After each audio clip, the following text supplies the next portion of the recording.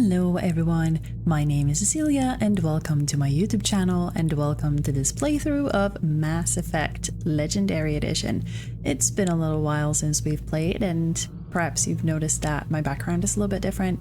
That's because I've moved a couple of weeks ago. Life has been a little bit turbulent lately, but I'm starting to get back into the swing of things, so hopefully that also means that I will be able to get back to making videos for you guys. So grab a snack and something to drink and let's get right into it. Okay, so last time we left off, we had just gotten Samara.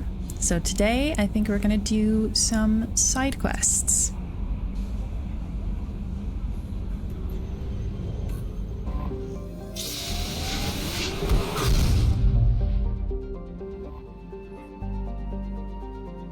A unique discovery, Afras is a heavenly twin, a planet in a star system that has not one but two worlds of sufficient mass to retain a nitrogen-oxygen atmosphere within the habitable life zone of its parent star. Fossil evidence shows abundant vertebrates and evidence of a sapient terrestrial avian species in its Bronze Age. However, the only trace of contemporary life on the planet is that of a single-celled organisms in its seas. All else has suffered from an extinction event, a series of massive impacts that vaporized vast quantities of water and lofted dust into its atmosphere. Early theories that this event was a collision with a fragmenting asteroid have now been discounted. The impact craters were aimed directly at habitation centers. So someone did those things deliberately. Interesting. The sister tragedy to the extinction event on Afras, Tosol Nim, was the rarest of jewels, a second garden planet within the same life zone as Afras. Not as old as its sister planet, its fossil evidence indicates it was home to abundant invertebrate sea life. However, similar craters to those on Afras created a dust shroud that killed 99% of biota on the planet. The even spacing of the craters indicates a coordinated, simultaneous attack from points around the globe, rather than an asteroid collision or supervolcanic scenario. A Jovian gas giant, Vem Osca, Weeping Witness, in Hyperion Volus, is a low-density hydrogen-helium planet with 35 moons.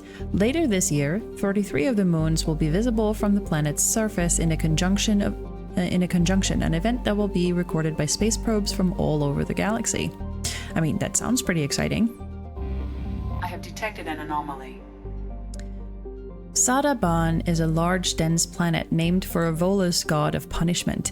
Its crust is rich in uranium, eroded by winds to create large radioactive dust storms across its surface. The Volus of Talisphia have explored the planet thoroughly with space probes and telepresent robo-mining machines, and discovered they are not the first to exploit the planet. Plastics from a mining station approximately 50,000 years old can be found near the planet's equator. Curiously, the mines nearby were not tapped out of uranium ore. They were instead abandoned at the height of their operation. Get them back to work. The boss will murder us if those weapons aren't ready. Get them back to work. Probe away. Something on our sensors. Scans show a crude base established on the planet's surface. Communications match known Bloodpack mercenary protocols. Numerous life signs matching Vorcha genealogy detected. The base's material resources match our data on weapons manufacturing components. Okay.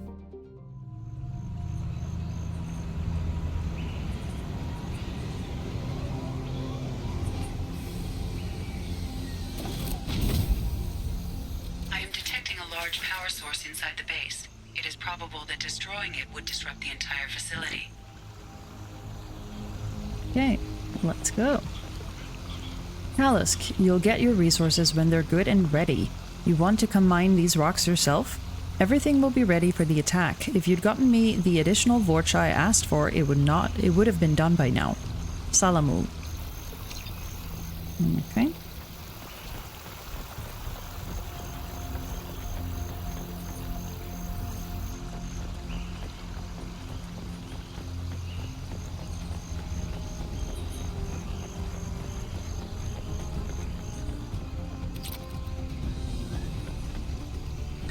Talisk, I'm sending back 2 of the Vorcha you sent me so that you can see what I'm dealing with out here.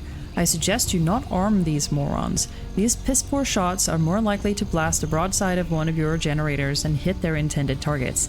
Maybe once you understand what I'm dealing with, you won't be so quick to mock me when I ask for some goddamned assistance. Salamu.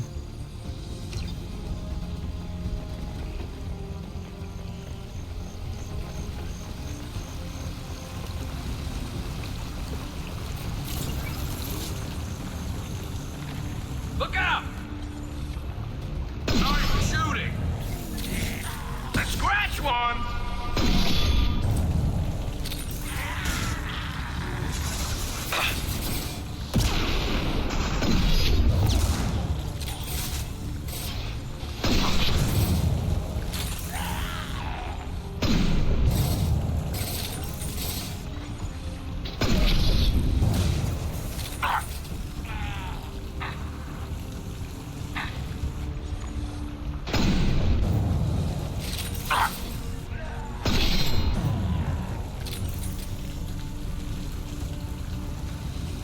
Okay, nice.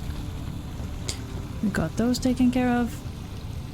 And Grunt just rushed in as per usual. Well done, baby boy.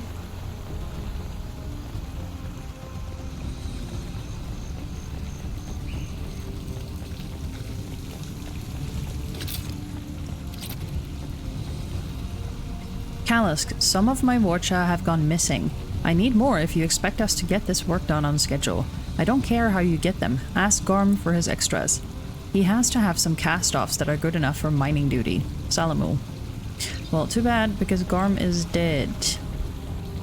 We already killed him. And I figure it's fitting to bring Garrus and I guess also Grunt to this mission, considering Garrus's sort of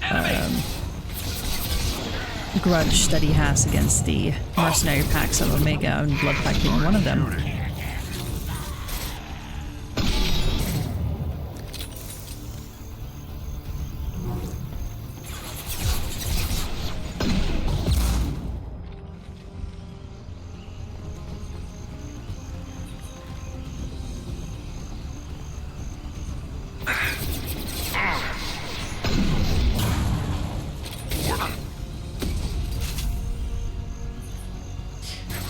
Nice. Okay, where did he go?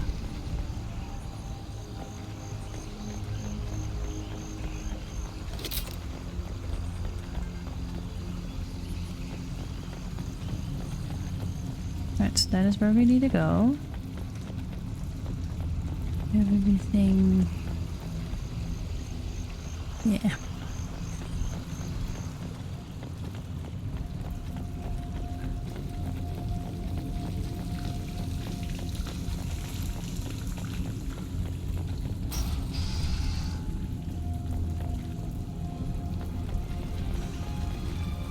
Trouble! Cloaked!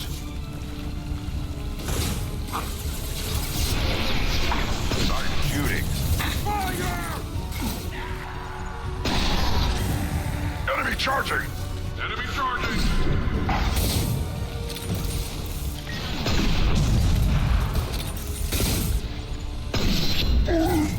Where are they? Going to incendiary! Get up!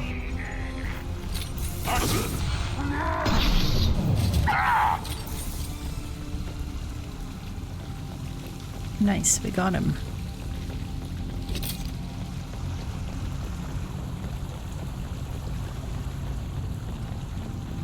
Okay, so we're gonna blow the shit out of this place. Would you look at that? Excuse me? Yeah, would you look at that, Garrus?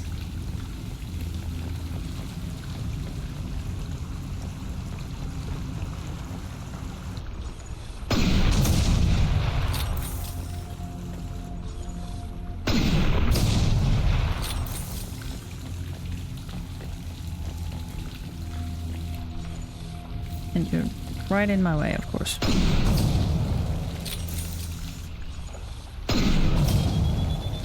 We need to leave. Yep, on it, Grunt.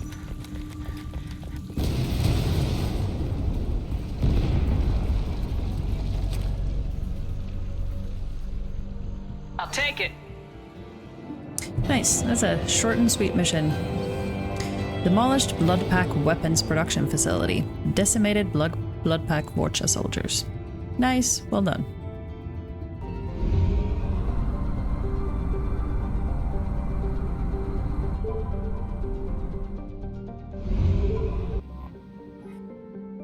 Dos Atab. An ice giant, Dos Atab, Sky Warden, has a bluish tinge from its hydrogen-methane atmosphere. Its axial tilt causes its seasons to vary wildly in temperature. Talis Via is a planet capable of supporting life, if that life happens to breathe ammonia. Discovered by Asari explorers, the planet was used as a bargaining chip by the Citadel Council, who quickly drafted a colonization agreement with its wealthy client race, the Volus. The Council would fund the Volus colonization effort in return for massive trade benefits. With uncharacteristic enthusiasm, an enormous Volus influx ensued, and the Council reaped the economic benefits for a dozen years before the colonization bubble burst. Today, the economic good times on Talis Via are long gone, and modern Volus businesses are cutthroat operations. Piracy is a grave threat to shipping, as well as armed criminals see the Volus as easy prey. Oh, that's a shame. Named the Shining Sea in an old Volus language, Bovis Tor is so named for its boiling surface rich in glowing hot alumina, flecked with dark ridges of carbon. Its thick atmosphere of nitrogen and oxygen is no indicator of life, since the temperatures are simply too high. I mean, it looks kind of like a hellscape or a hell planet, doesn't it?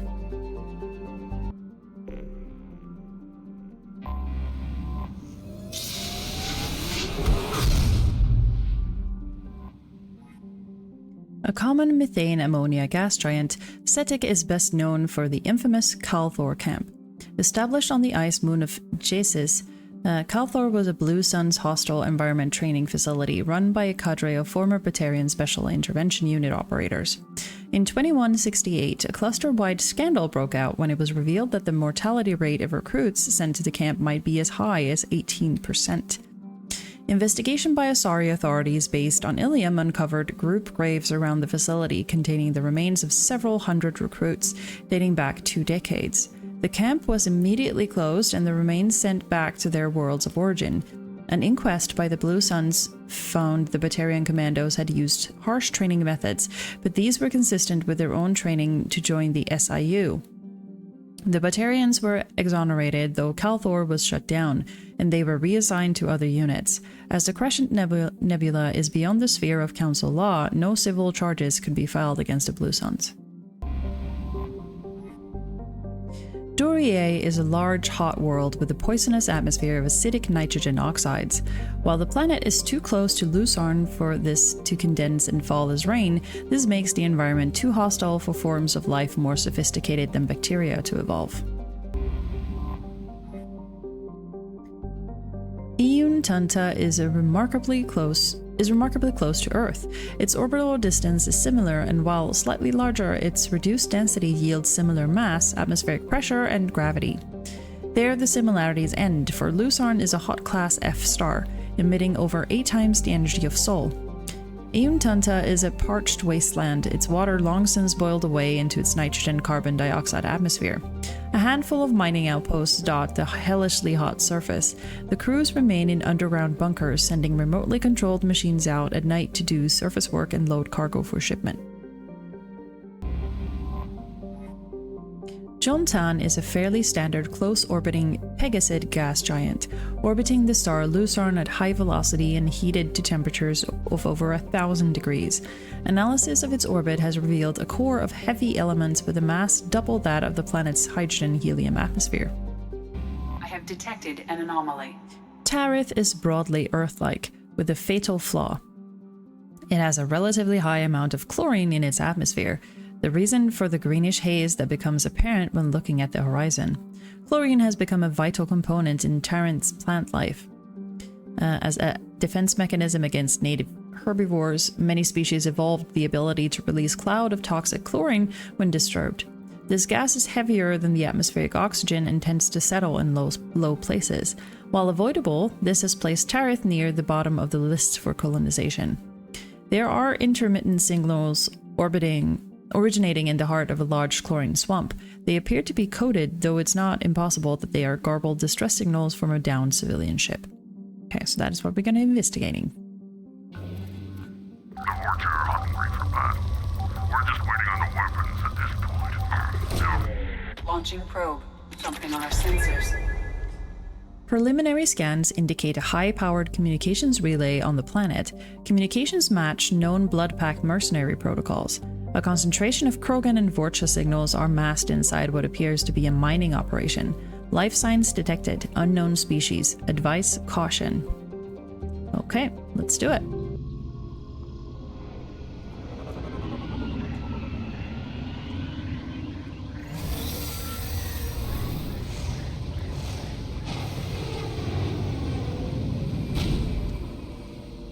The fog on the planet's surface is interfering with your navigation. The nearby beacon towers may serve as a navigational contingency. Thank you, Edie.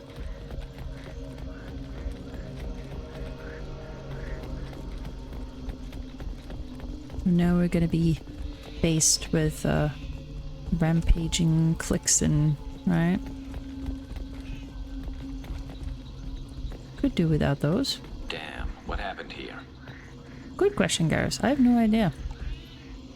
Attention all workers. Stop chipping away at this node. There's nothing left here to mine. Move on to the other sites now. Salamul. Well, Salamul is now dead.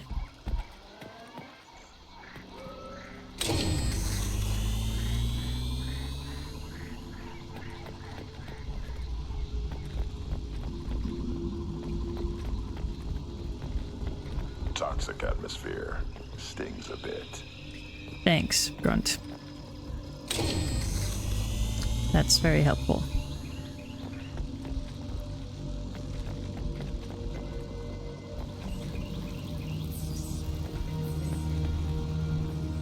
Enemies!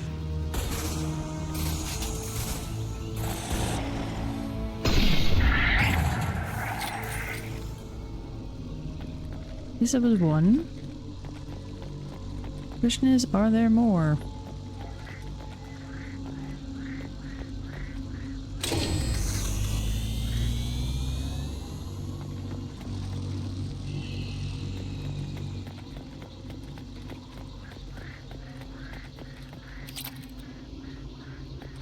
Alright, this is the Yeah. I'm with you!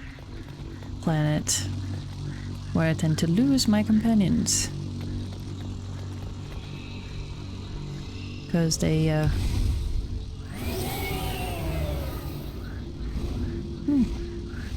they wander off.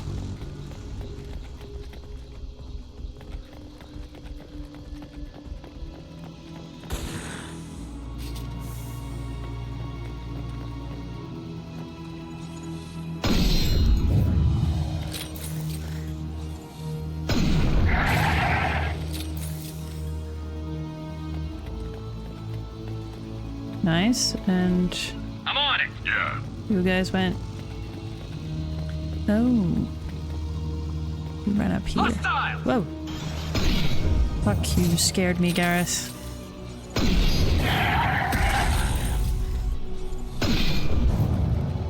There we go! Yep. Appreciate that, Garrus. Thank you.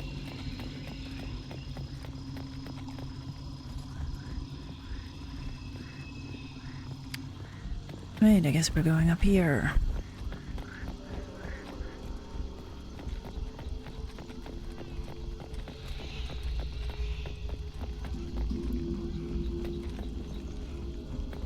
What were they doing here? Again, good question. Mining stuff, I assume. Attention all workers, fall back now. Evacuation shuttles are on the way. Anyone not at the gathering site when the shuttles arrive will be left here with those damned bugs. Salamul. Yeah, I wouldn't Whatever fight happened here, it was recent. Yeah, I wouldn't want to be left with these bugs either. Because they are scary.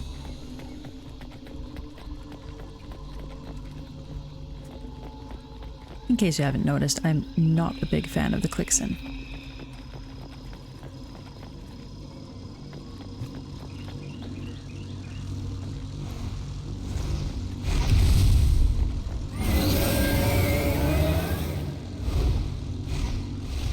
Why do you keep dropping off, like, more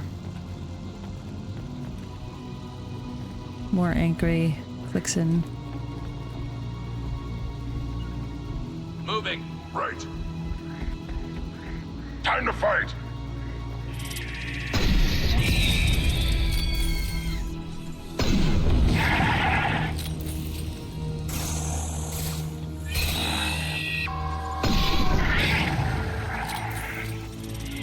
You got it.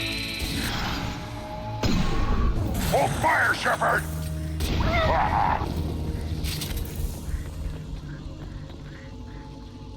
Dude, On your six.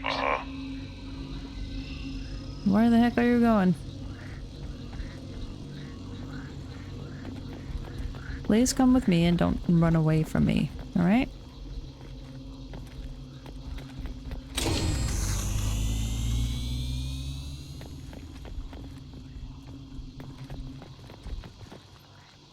Salamul, I can't get any more Vorcha from Omega.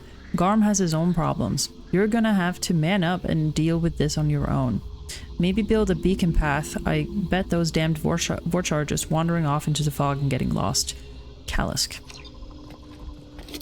Or they're, you know, getting eaten or burned alive by the Clixen. That's kind of likely at this point, right?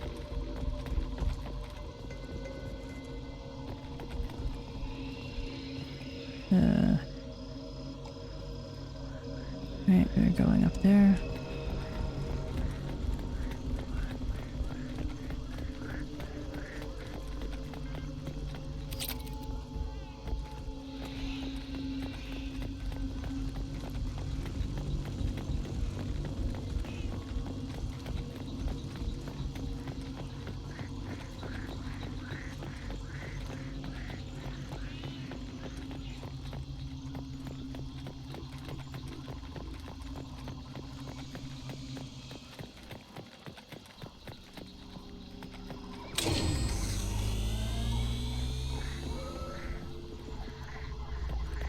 Well, I guess down into the mists we go again.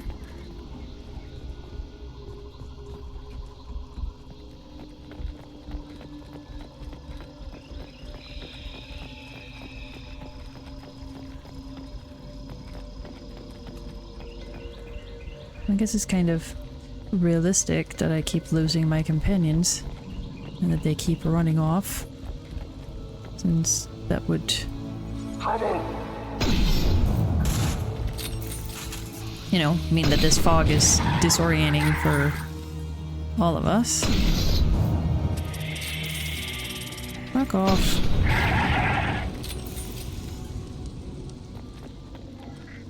And you ran off again. Coming. Stop.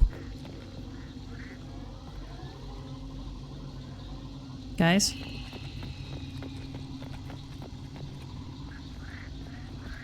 Thank you. You're like running away for cover, I guess, but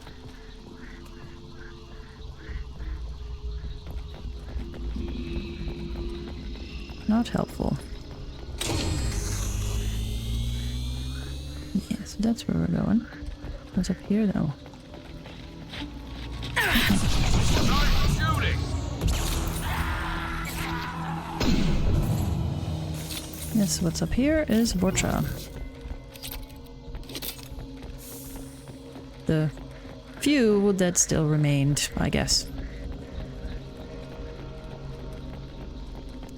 Well, I assume that we're almost done with this creepy Clixen-filled labyrinth.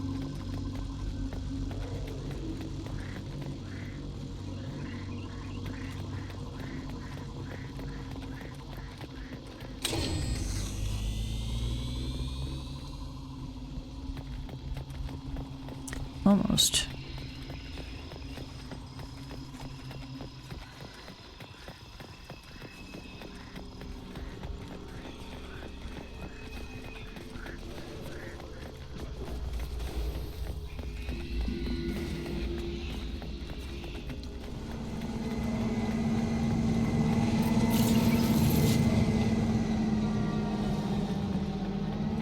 up! They're moving in close! They're moving in close!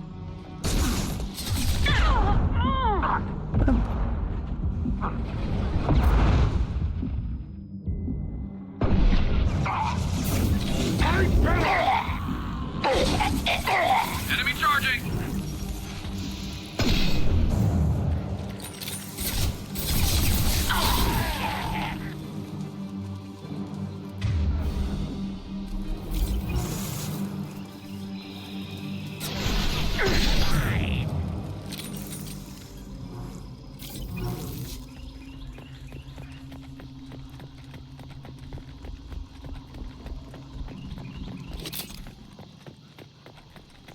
And Garrus is where? Right. I'm on it!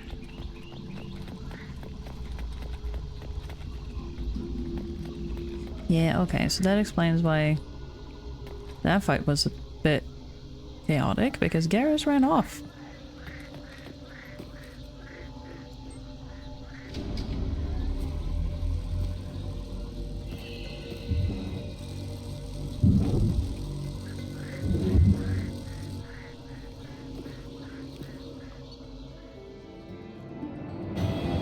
Encountered unclassified hostile alien species.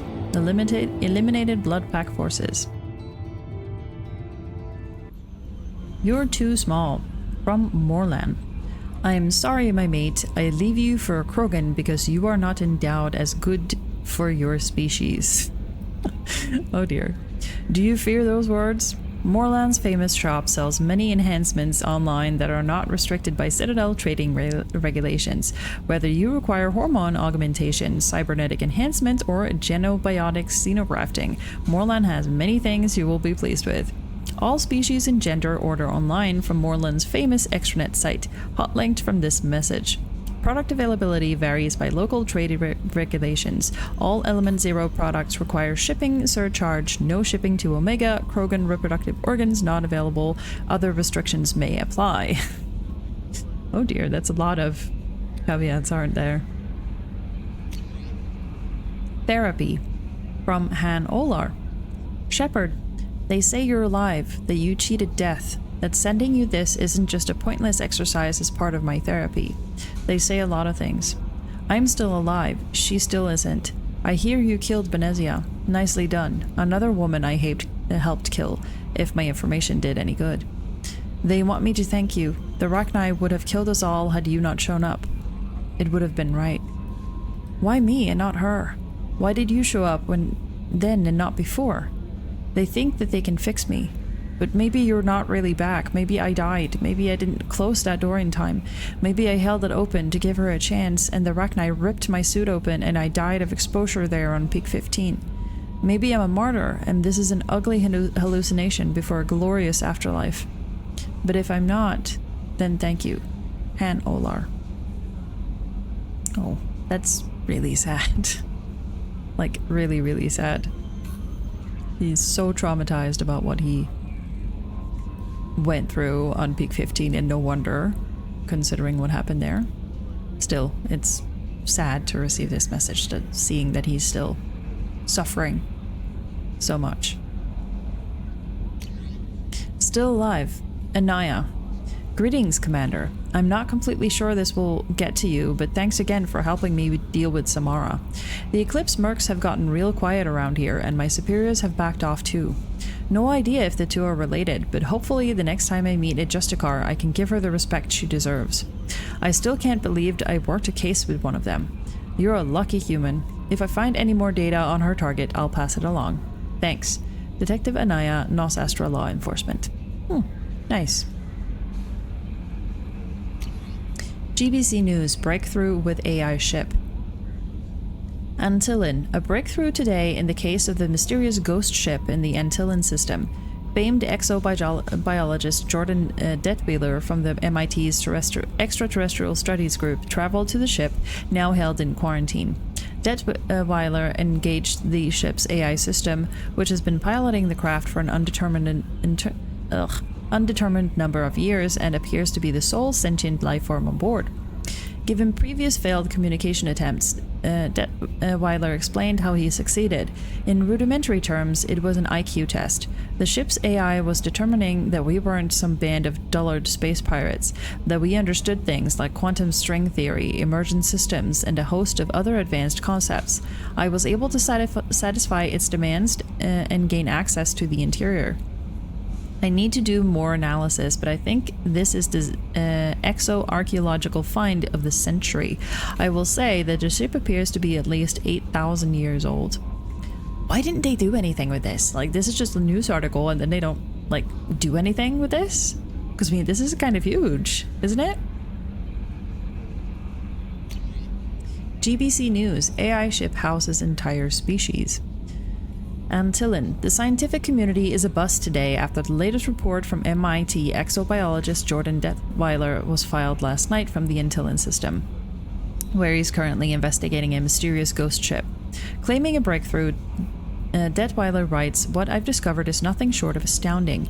This so-called derelict ship isn't derelict at all. It appears that an alien race has downloaded its consciousness to a massive array of quantum computers on board the vessel. It's my belief these aliens now reside entirely in a virtual world and have been there for at least 8,000 years." Detweiler estimates the population of the virtual world numbers close to 1 billion individuals.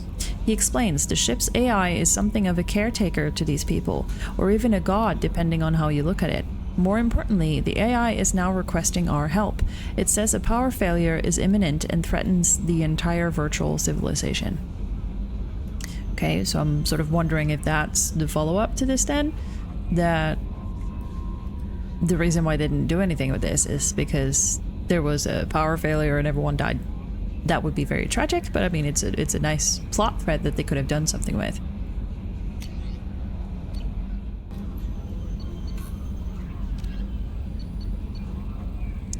Drell culture. 8 centuries ago, the already arid Drell homeworld, Rakana, began its swift descent into lifelessness due to disastrous industrial expansion. Because their population was bursting at 11 million and they did not possess interstellar flight capacity, the Drell would have been doomed without the intervention of the Hanar. Following first contact, the Hanar spent 10 years transporting 375,000 willing Drell to their own homeworld, Kaje.